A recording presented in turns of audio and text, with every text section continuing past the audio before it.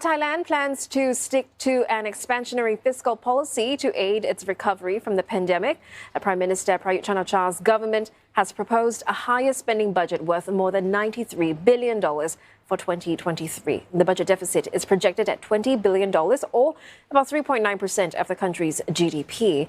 And Southeast Asia's second largest economy is forecast to expand between 3.2 and 4.2% next year, as revenues are expected to improve amid higher domestic demand and a revival in the tourism sector.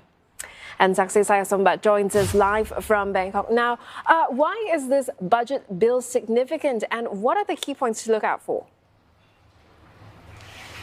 Even though the government hasn't really said it by name, but this is Thailand's first true post-pandemic budget.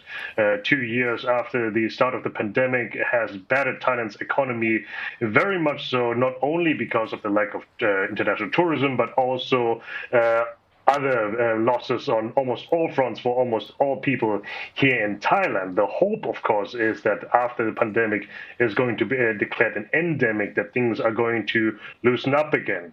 Tourism is slowly coming back, but probably not to the same rate as people would hope for, as goes for the recovery of the economy overall. As you just said, the economic growth that is forecasted for later this year is not as much as the government would have hoped. It is slower than many of its regional neighbors here in Southeast Asia as well. So with that in mind, the opposition, of course, has taken aim at the budget, saying that it's not visionary enough, it's not going far enough. But then on the other hand, of course, the ruling coalition, they are saying that we need to use this budget to fix the holes, to fix the problems for all people going forward. But with that also in mind is there might be an election in the next 12 months. Yeah, so as you mentioned, Thailand is expected to go to the polls sometime next year. So is this debate a sign of things to come?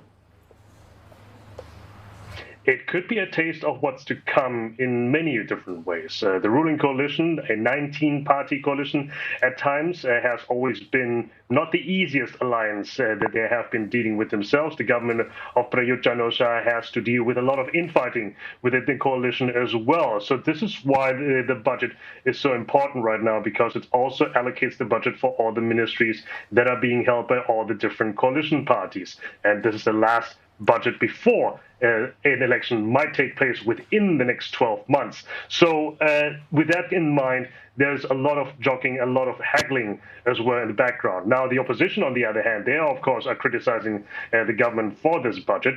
It is, however, quite likely that this budget will pass its first reading, and then the detail, the fine detail work, the fine combing will come in all the committees where they are going to look at all the numbers. It is then expected that the budget will be put up for a final vote in the second and the third reading sometime later this August. But, however, given the current political situation right now, the opposition is also planning to file a censure debate next month. So if we are looking at the debate right now, this is a taste of what might come later next month. Many thanks for that. That was Saksi Sayasombat there in Bangkok.